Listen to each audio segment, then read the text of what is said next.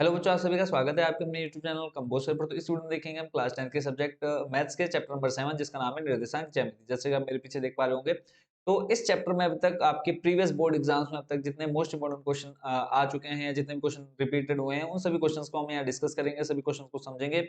और ये जो पीडीएफ आप देख रहे हैं जिसको मैं अभी आपको दिखाऊंगा सारे क्वेश्चंस, इस इन सभी क्वेश्चंस की जो पीडीएफ होगी वो आपको उसका लिंक मैं डिस्क्रिप्शन में दे दूंगा, वहां से जाकर के आप डाउनलोड कर लीजिएगा। और ये वीडियो देखने के बाद उस पीडीएफ से आप सभी क्वेश्चंस को अच्छे से प्रिपेयर कर लीजिएगा। तो देर ना करते हुए ले चलते सीधा आपको क्वेश्चंस पर। और जो बच्चे चैनल पर फर्स्ट टाइम विजिट कर रहे हैं, चैनल को जरूर सब्सक्राइब कर लीजिएगा ताकि आने वाले चैप्टर के नोटिफिकेशन आपके पास टाइम रहते पहुंच सके। तो यहाँ इस वीडियो में जितने क्वेश्चन देखेंगे सारे मोस्ट इंपोर्टेंट रहने वाले हैं। इससे पहले आपके 6 चैप्टर हो चुके हैं कंप्लीट, तो सारे चैप्टर कराऊंगा। मैथ्स के अलावा सारे सब्जेक्ट में आपको तैयार करा रहा हूँ ताकि आपके बोर्ड एग्जाम में अच्छे मार्क्स आ सके। तो जैसा कि आप यहाँ पे देख पा रहे हैं, चैप्टर 7 जिसका नाम है निर्देशांक ज्यामिति, क्लियर है। और जिसको अगर हम इंग्लिश में बात करते हैं, इंग्लिश में हम इसको बोलते हैं कोऑर्डिनेट ज्योमेट्री। तो इसके जो पहले तो हम फॉर्मूले देखते हैं, क्योंकि अगर आपने फॉर्मूले याद कर लिए लगभग 40% आपके जो क्वेश्चन होते हैं वो कंप्लीट हो जाते हैं।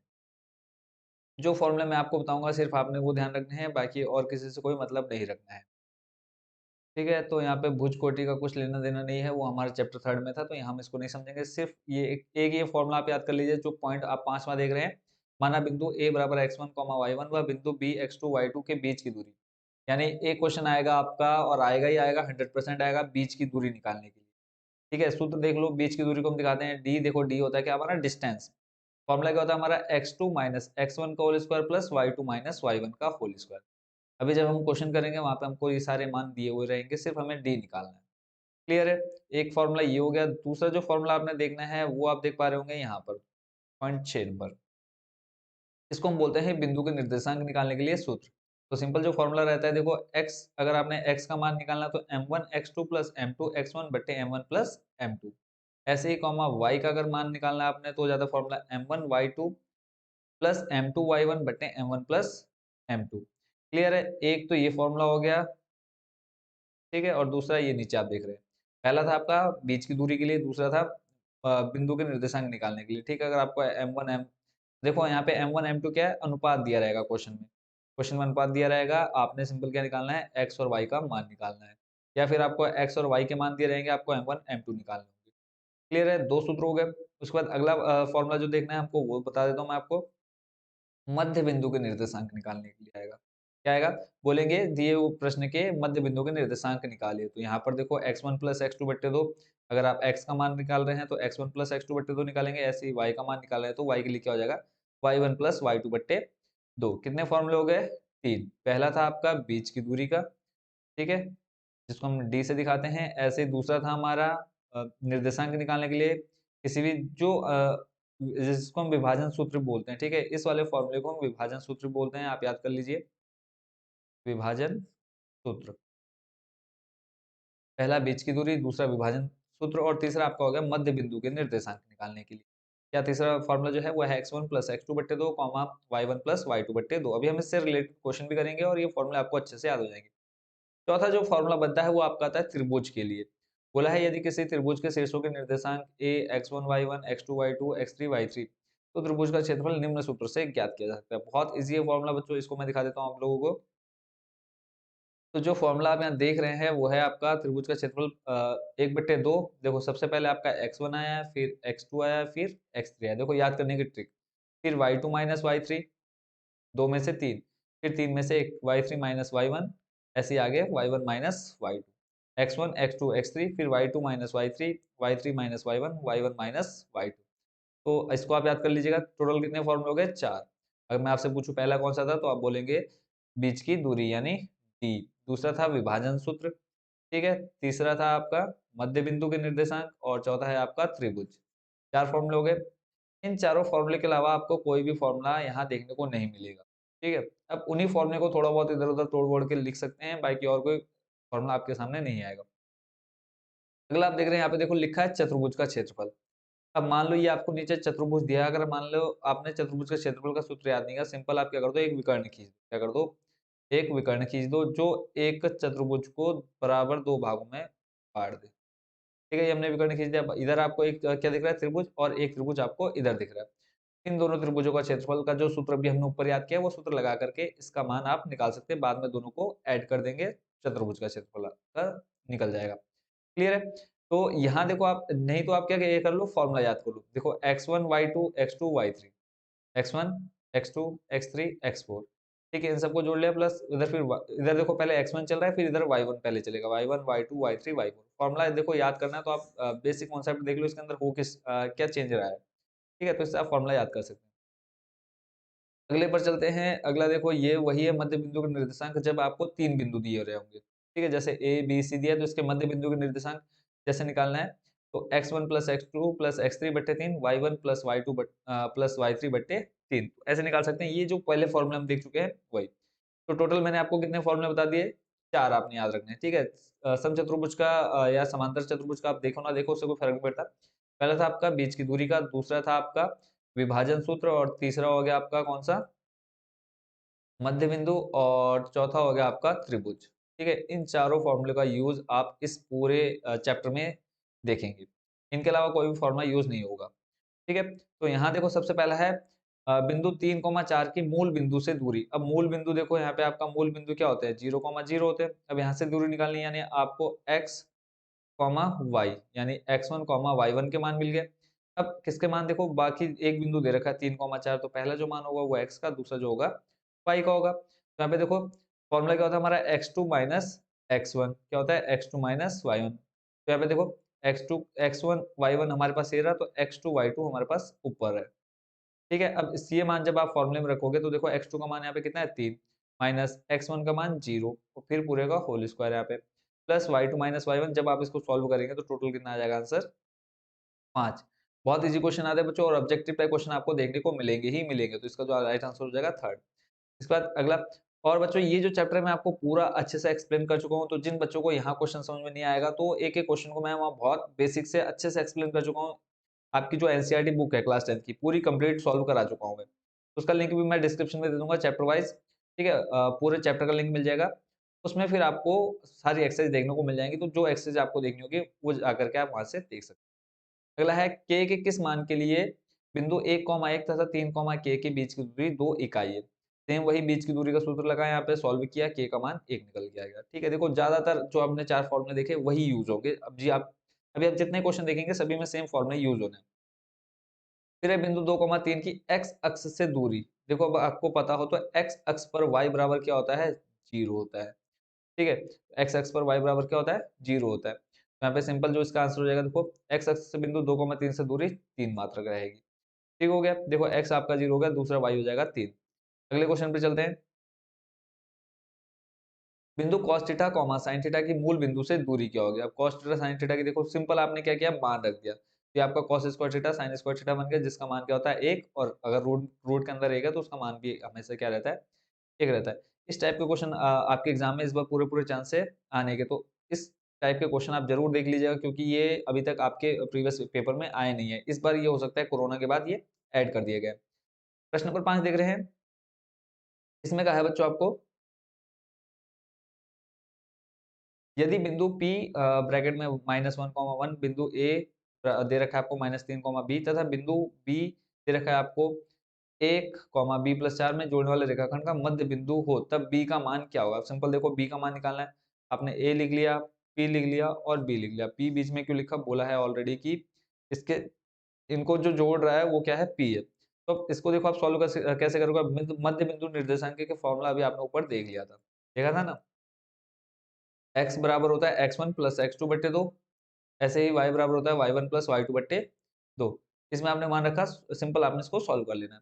अगले चलते हैं निश्चित उत्तरीय प्रश्न पर। यहाँ पे आपको बोला है प्रत्येक जो प्रश्न है वो एक एक नंबर का रहने वाला है। फिर यहाँ पे देखो बिंदु 0,0 और a, b के बीच की दूरी ज्ञात कीजिए। 2014 में ये प्रश्न आ चुका है। तो देखो आपने कैसे निकालना है, सिंपल x1 y1 ऐसे x2 y2 मान दे रखे आपको, सिंपल आपने बीच की दूरी पर मान रखना है और सॉल्व कर लेना है। लास्ट में जो आंसर आएगा वो आ जाएगा आपका रूट में a square plus b square. अगले प्रश्न पर चलते हैं, प्रश्न नंबर 2। यहाँ पे बोला है मूल बिंदु से बिंदु x1 y1 की दूरी ज्ञात कीजिए। इसके लिए देखो सिंपल मान आपने रख दिया, मूल बिंदु से दूरी, मूल बिंदु आपके बच्चों 0,0 होते हैं, बस आपने वो मान रखना है, यहाँ पे सॉल्व कर लेना। प्रश्न नंबर 3 देख रहे हैं, p के किस मान के लिए बिंदु 2,1 तथा p, -1 के बीच की दूरी 2 मात्रक है। बीच की दूरी दे रखी है, अगर मैं बोलूँ आपको d का मान कितना दे रखा है, यहाँ पे d का मान दिया है 2, बस आपने बाकी मान रखने, देखो ये हो गया x1 y1, ये x1 y1, ये हो जाएगा x2 y2। सिंपल आपने x2 का मान निकालना है। यहाँ पे बहुत आराम से निकाल सकते हैं, सिर्फ फॉर्मूले में आपने मान रख देना है। अगले पेज पर चलते हैं और इसका बाकी सॉल्यूशन देखते हैं कितना आ जाएगा आंसर। तो यहाँ पे पूरा सॉल्यूशन दिया, आप अच्छे से देखिए और p का मान कितना निकल के आ गया 2। क्लियर है। नेक्स्ट क्वेश्चन को देख लेते हैं। अगला जो प्रश्न है, प्रश्न नंबर कौन सा 4। यहाँ पे बोला है मध्य बिंदु के निर्देशांक निकालने। आपको x1 दे रखा है, यहाँ पे अगर आप देखेंगे, देखो आपको यहाँ x1 दे रखा है, y1 दे रखा है, x2 y2 दिया हुआ है। सिंपल आपने मान रखा है इस फॉर्मूले में, और इस फॉर्मूले में आपका x1 आ गया, सॉरी x आ गया 1, y बराबर आ गया -2। तो मध्य बिंदु के निर्देशांक आ गया 1, -2। अगले प्रश्न को देख लेते हैं, अति लघु, जो कि आपके 2-2 नंबर के आने वाले हैं। अब यहाँ पे आप देखेंगे तो विभाजन सूत्र का प्रयोग किया गया है।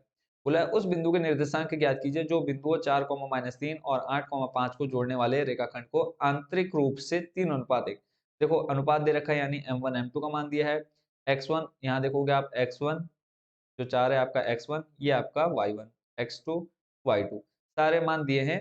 सिर्फ आपने क्या करना है, फॉर्मूले में मान रखना है। ठीक है, आप चाहे तो इस डायग्राम से इसको समझ सकते हैं, बाकी मान सारे दे रखे हैं। सिर्फ x, देखो m1 का मान मैंने ऊपर बता दिया।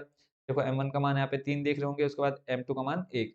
देखो 3 जहाँ पे m2 है वहाँ पे 1 रखा, सिंपल मान रखा, सॉल्व किया। देखो आंसर इसका आप देख रहे होंगे कितना आ जाएगा 7,3। ठीक है, बहुत ईजी है बच्चों। अगर आपको नहीं समझ में आता है तो डिस्क्रिप्शन में लिंक है, वहां से जाकर के आप इस क्वेश्चन को बहुत अच्छे से स्टेप बाय स्टेप सीख सकते हैं। प्रश्न नंबर 2 देख रहे हैं आप, किसी रेखाखंड के मध्य बिंदु के निर्देशांक 1,4 है, इसके एक सिरे के निर्देशांक 3,6 हैं, तो दूसरे सिरे के निर्देशांक क्या होंगे। अब बोला है मध्य बिंदु के निर्देशांक, यानी मध्य बिंदु आपको दे रखा कितना 1,4, जैसा कि आप यहाँ नीचे देख पा रहे होंगे। ठीक है, यहाँ पे देखो सी आपको दे रखा मध्य बिंदु 1,4 दिया है। फिर बोला है एक सिरे के निर्देशांक 3,6 है, चाहे आप 3,6 इधर लिख लो, चाहे 3,6 इधर लिख लो, ठीक है, कोई फर्क नहीं पड़ता है। बोला है दूसरे सिरे के मध्य निर्देशांक निकालो। फॉर्मूला सेम रहेगा बच्चों आपका मध्य बिंदु के निर्देशांक निकालने के लिए। देखो यहाँ फॉर्मूला ऑलरेडी हम पढ़ चुके हैं, x बराबर x1 प्लस x2/2, y बराबर y1 प्लस y2/2 से। सिंपल आपने यहाँ मान रखा, सॉल्व कर लिया, तो x जो आपके x1 और y1 जो मान निकल के आ गया -1,2 आ गया। अगला है, बोला है सिद्ध कीजिए कि बिंदु 6,9, 0,1 और -6, -7 संरेख है। संरेख दिखाने के लिए सिंपल आपने क्या करना है, त्रिभुज का क्षेत्रफल लगा देना है। देखो आपका पहला x1 y1 x2 y2 फिर x3 y3 मान दे रखा है, त्रिभुज का क्षेत्रफल लगाना है, जो अभी हमने थोड़ी देर पहले देखा था।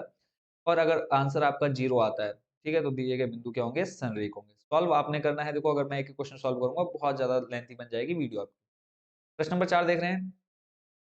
बोला इसमें एक त्रिभुज के दो शीर्ष 3,5 तथा -4, -6 हैं। यदि केंद्रक के निर्देशांक 4,3 हो तो त्रिभुज के तीसरे शीर्ष के निर्देशांक ज्ञात कीजिए।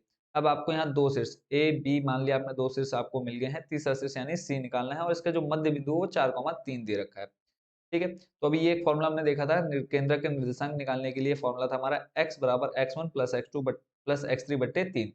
आपने मान रखा, आपके पास x1 है y1 है, मान लो ये इसको आपने x1 मान लिया। ठीक है, तो ये पहला मान आपके पास है 3 -4, देखो 3 को -4 प्लस x1, x के मान को जोड़ा। फिर y के जो मान है 5 -6 और प्लस y1 आ जाएगा। देखो 5 -6 प्लस y1, सिंपल आपने मान रखा, सॉल्व किया, जो आंसर आ गया आपके 13,10। अगला प्रश्न देख रहे हैं, प्रश्न नंबर 5 बोला है क्या बिंदु 3,2 -2, -3 और 2,3 एक त्रिभुज बनाते हैं। त्रिभुज कब बनाएंगे अभी हम समझ लेते हैं।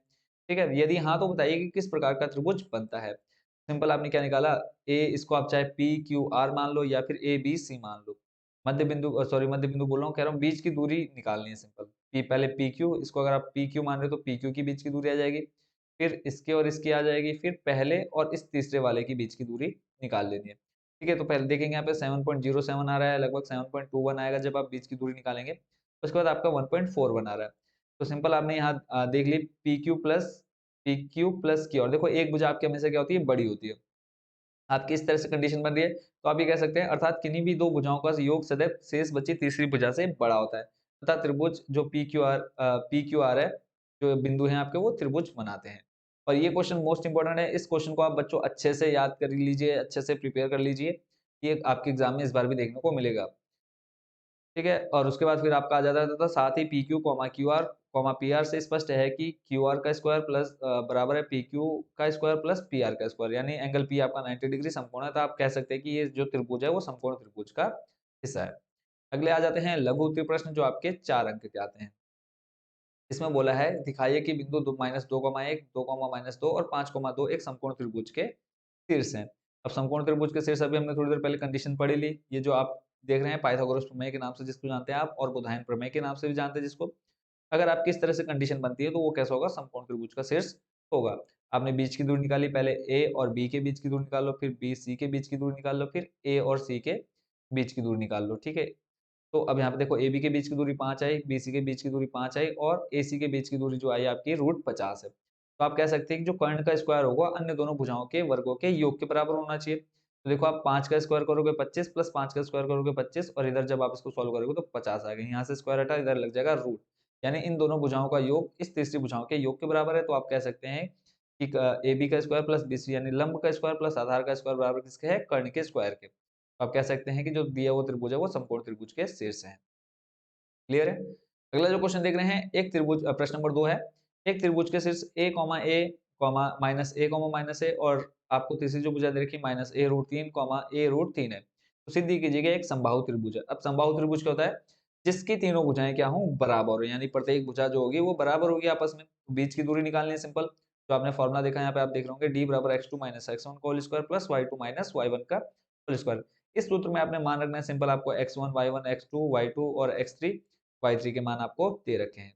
नीचे आप इसमें जब आप मान रखोगे देखोगे अगर मान बराबर आ रहे हैं तो पहला आप मान देख रहे हैं रूट में 8 ए स्क्वायर आया, दूसरा भी जो मान आया 8 ए स्क्वायर आया, तीसरा मान भी क्या आया 8 ए स्क्वायर आया रूट में। आप कह सकते हैं कि ए बी बराबर बी सी बराबर ए सी है। तो हम कह सकते हैं कि जो शीर्ष दे रखे थे या बिंदु दे रखे थे वो कैसे हैं, समबाहु त्रिभुज के शीर्ष हैं। प्रश्न नंबर 3 को देखते हैं।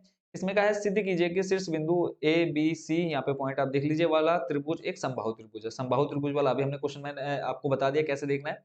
बीच की दूरी निकालो, अगर तीनों मान बराबर आ रहे हैं तो समबाहु त्रिभुज के शीर्ष होंगे वो। ठीक है। तो यहाँ पे देखो आप देखेंगे ए बी √25 आया, पर ए सी √25 आया और बी सी रूट कितना आया 50 आया। ठीक है।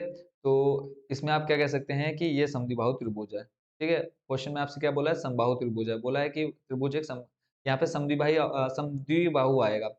इस जगह पर आप समद्विबाहु कर लेना है क्योंकि क्वेश्चन में आपसे समद्विबाहु पूछा है। जैसे कि आप आंसर में देख पा रहे होंगे कि इसलिए त्रिभुज एबीसी एक समद्विबाहु त्रिभुज है क्योंकि दो भुजाएं बराबर आई हैं। प्रश्न नंबर 4 है, मोस्ट इंपोर्टेंट क्वेश्चन है। y के वह मान ज्ञात कीजिए जिसके लिए बिंदु P 2, -3 और Q 10, y के बीच की दूरी 10 मात्रा है। मोस्ट इंपोर्टेंट है, इसको आप लिख के रख लीजिए, इस बार आपके एग्जाम में ये आएगा ही आएगा। क्लियर है। इसको देख लो आपने कैसे निकालना है। बोला है बीच की दूरी। अब बीच की दूरी यहाँ पे यानी डी का मान आपको कितना दे रखा है, 10 दे रखा है। सिंपल आपने बीच की दूरी का सूत्र लगाना है और बराबर में कितना लिख दो 10। मान रखना, मान जब रखोगे तो यहाँ पे आप देख पा रहोगे तो ये आ जाएगा 15 - 3/4 बराबर 12/4 यानी 3। तो यानी आप कह सकते हैं कि अभिष्ट निर्देशांक के कितने आ जाएंगे आपके बच्चों। सॉरी, ये कौन सा क्वेश्चन था जो भी हम देख रहे थे। एक मिनट ले चलता हूँ इसको मैं जरा नीचे। हाँ, ये भी हो चुका है, एकदम से आपका चेंज हो गया। ये देख रहे थे। ठीक है। तो यहाँ पे हमने क्या किया, मान रखा सिंपल, दोनों पक्षों में वर्ग किया। इस साइड हमारा 10 था, 10 का कितना हो गया 100, और इधर हमारे क्या था, रूट लगा हुआ था इसके ऊपर। जैसे ही हमने वर्ग किया तो वर्ग से आपका क्या हो गया, रूट कैंसिल हो गया। जब रूट कैंसिल हो गया तो क्या बचा आपके पास, 8 का स्क्वायर प्लस वाई प्लस 3 का, यहाँ पे ए प्लस बी का होल स्क्वायर को खोल दिया और इसको सॉल्व करने पे वाई बराबर आ गया आपका 3, -9। ठीक है। तो उसके बाद चलते हैं अगले क्वेश्चन पर। एक्स अक्ष पर वह बिंदु ज्ञात कीजिए जो 2, -5, और मोस्ट इंपोर्टेंट है बच्चों ये क्वेश्चन भी, मोस्ट, इसको आप मोस्ट मोस्ट मोस्ट इंपोर्टेंट में रख दो। ठीक है। क्योंकि ये जो क्वेश्चन है जन्म सिद्ध इसका अधिकार है आपका आना एग्जाम में। इसने मतलब पहले ही अप्रूवल ले रखा है आपके बोर्ड से कि इस बार मुझे फिर से मौका दिया जाए। तो आप देख रहे हैं 12, 16, 22, 12 के बाद आपका 16, 16 के बाद 22। ठीक है, आएगा ही आएगा। इस टाइप भले ये ना है, इस टाइप का क्वेश्चन आएगा। बोला है एक्स अक्ष पर वह बिंदु ज्ञात कीजिए जो 2, -5 और -2,9 से समदूरस्थ है। यहाँ पे आप देख रहे हैं एक्स अक्ष पर वाई निर्देशांक क्या होता है, 0 होता है, मैं आपको पहले ही बता चुका हूँ।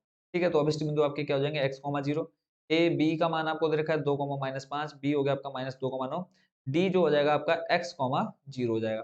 सिंपल आपने क्या निकाला, एपी के बीच की दूरी का सूत्र लगा करके आपने सॉल्व किया। ठीक है। उसके बाद बीबी के बीच की दूरी निकाल ली, फिर उसके बाद क्या समदूरस्थ बोला है यानी समान दूरी पर होने चाहिए, तो हमने क्या ले लिया, एपी बराबर बीपी ले लिया। अब आपको पता है इधर रूट है, इधर रूट है, रूट से रूट कैंसिल हो जाएगा। उसके बाद सिंपल आपने सॉल्व करना है। तो इष्ट बिंदु जो आपके निकल के आ जाएंगे -7, निकल के आ जाएंगे। प्रश्न नंबर 6 देख रहे हैं। y अक्ष पर वह बिंदु ज्ञात कीजिए जो बिंदुओं a बराबर आपको दे रखा है a 6, -5 और b दे रखा है आपको -4, 3 से समदूरस्थ हो। इंपॉर्टेंट क्वेश्चन है ये भी। तो सेम जो क्वेश्चन है जो भी हमने ऊपर देखा, तो इसको मैं यहाँ छोड़ दे रहा हूँ, इसको आप खुद से करने की कोशिश करिएगा। क्लियर है?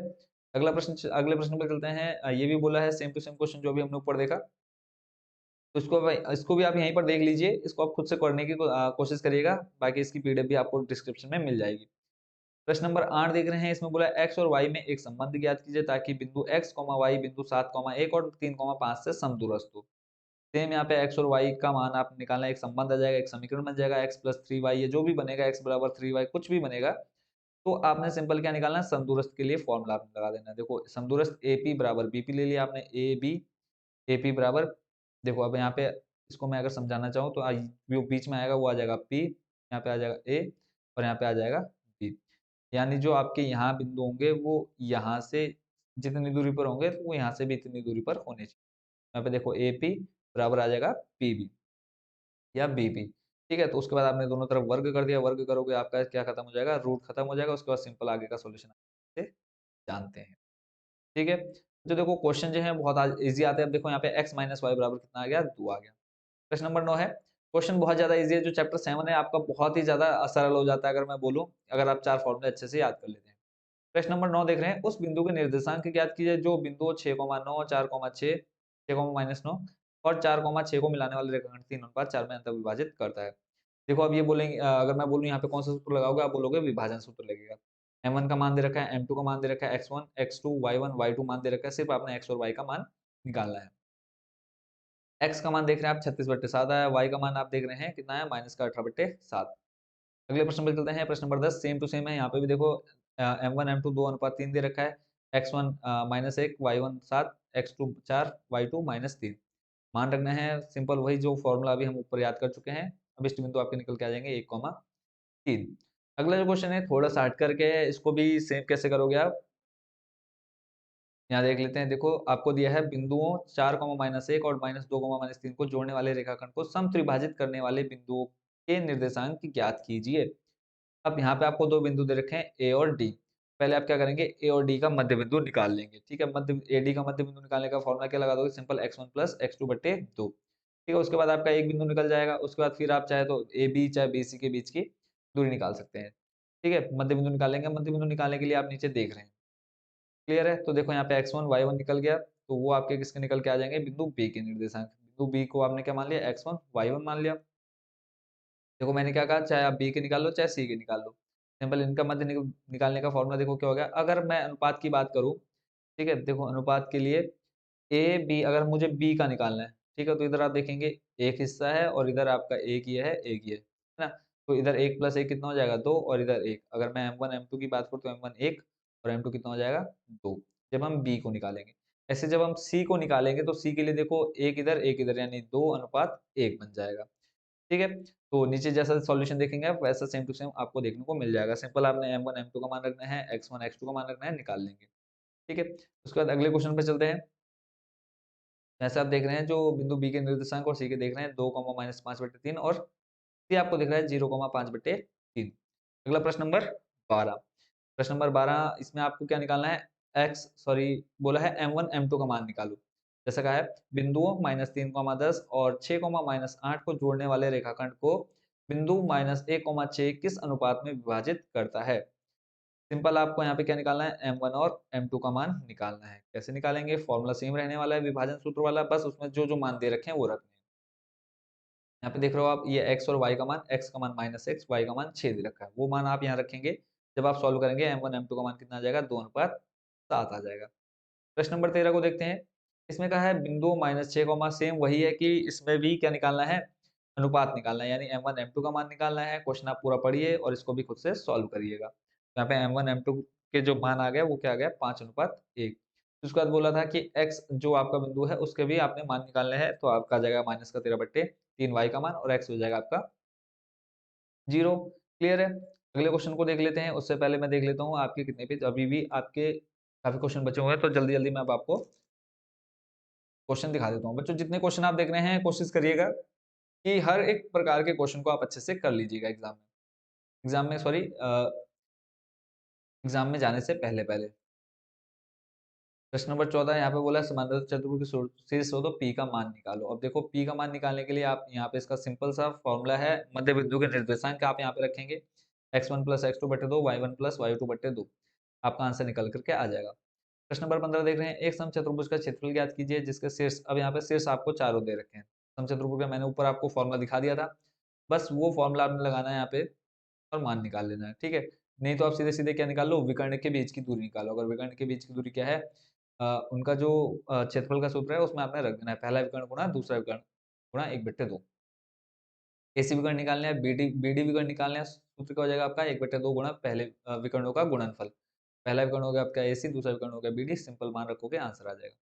अगला प्रश्न देख रहे हैं, इसमें कहा है बिंदुओं ए -2,2 तथा बी 2,8 को जोड़ने वाले रेखाखंड ए बी को 4 बराबर भागों में विभाजित करने वाले बिंदु के निर्देशांक ज्ञात कीजिए। यहाँ पे आपको 4 बिंदु दिख रहे हैं सेम, चाहे आप जब आप यहाँ पे मान लो एल के लिए निकालोगे, एल निकालोगे तो टोटल देखेंगे एक हिस्सा, 2, 3, 4 हिस्से हो गए। तो अगर मैं M1 M2 की बात करूँ तो आप बोलेंगे एल की, यहाँ से अगर एल की बात करूँ तो 1 और इधर हो जाएंगे 3, यानी 1:3। जब हम M को निकालेंगे तो फिर इधर कितने हो जाएंगे 2:2। N के लिए निकालेंगे तो फिर इधर कितने हो जाएंगे 3:1। बस वही मान आपने फॉर्मूले में रख देना है। क्लियर है? उसके बाद अगले प्रश्न को देख लेते हैं। प्रश्न नंबर 17, इसमें कहा है निर्देशांक ज्यामिति की सहायता से सिद्ध कीजिए कि समकोण त्रिभुज के कर्ण का मध्य बिंदु त्रिभुज के तीनों शीर्षों से समान दूरी पर स्थित होता है। यहाँ पर भी सिंपल मध्य बिंदु के निर्देशांक निकालने के लिए जो फॉर्मूला हमने ऊपर याद किया है वो यहाँ पे रखा है। क्वेश्चन पढ़िए और नीचे से आप इसका सॉल्यूशन आराम से देख सकते हैं, बहुत ईजी है। अगर नहीं समझ में आता तो इस सभी क्वेश्चन का आंसर मैं ऑलरेडी अच्छे से एक्सप्लेन कर चुका हूँ, तो आप वहां से जाकर के पूरा क्वेश्चन अच्छे से समझ सकते हैं।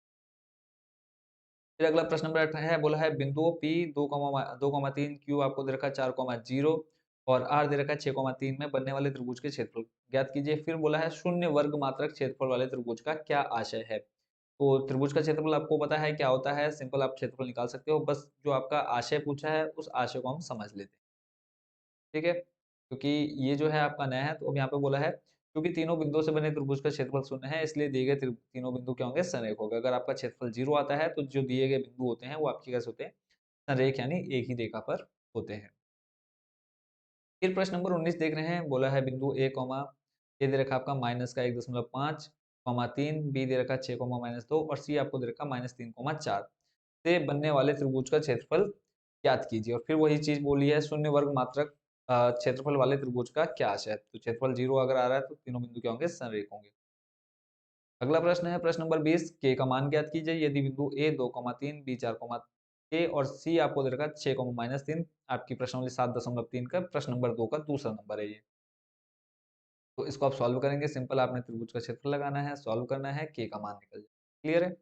अगला प्रश्न है 21 नंबर, बोला है यदि बिंदु M, 3, 6, -2 और -3,4 संरेखीय तो M का मान ज्ञात कीजिए। अब यहाँ पे भी आपने क्या लगाना है, त्रिभुज का क्षेत्रफल लगाना है। संरेखीय अगर 0 आ रहा है, आपने अब देखो ये क्वेश्चन बोला है संरेखीय, संरेखीय के लिए क्या आता है, बराबर 0 आना चाहिए, यानी त्रिभुज का क्षेत्रफल किसके बराबर आना चाहिए, 0 के बराबर आना चाहिए। तो हमने बराबर 0 ले लिया, बाकी सॉल्व भी किया इसमें मान रखकर, तो m का मान कितना आ गया, -3/2। अगला प्रश्न है, सिद्ध कीजिए कि a, 0, 0, b और 1, 1 संरेखीय है यदि 1/a प्लस 1/b बराबर 1 है। आपने त्रिभुज का क्षेत्रफल निकाला, यहाँ से आपको एक समीकरण मिल गया, ठीक है। अब बोला है त्रिभुज का क्षेत्रफल क्या है, 0 है, ठीक है। जैसा क्वेश्चन में कहा है संरेखीय है, संरेखीय का मतलब क्या, त्रिभुज का क्षेत्रफल जो होगा वो क्या हो जाएगा, 0 हो जाएगा। इस सबको आपने 0 के बराबर लिया, सॉल्व किया तो यहाँ पे आप देखेंगे 1 बराबर 1/b प्लस 1/a, यानी जो आपको निकालना था वो आ चुका है। अगला प्रश्न, प्रश्न नंबर 23 देख रहे हैं, यदि बिंदु x, y 1, 2 और 7, 0 संरेखीय हो तो सिद्ध कीजिए कि x प्लस 3y बराबर 7। x1 y1 x2 y2 x3 y3 आपको दे रखा है, तो आपको सिद्ध करना है x प्लस 3y। सिंपल, जैसे भी हमने ऊपर क्वेश्चन किया वैसे ही सेम टू सेम इसका भी आंसर आपका निकल करके आ जाएगा। बराबर में क्या रखेंगे आप, 0। क्लियर है? यहाँ से आप देख पा रहे होंगे, ठीक है। अगले प्रश्न पर चलते हैं, प्रश्न नंबर 24, इसमें कहा है जांच कीजिए कि क्या त्रिभुज क्या बिंदु 5, -2 6, 4 और 7, -2 एक समद्विबाहु त्रिभुज के शीर्ष है। अब समद्विबाहु कैसे चेक करते हैं बच्चों, अगर हमारे बीच की दूरी निकालते हैं और अगर दो बिंदुओं के बीच की दूरी बराबर आती है तो समद्विबाहु त्रिभुज का शीर्ष होगा।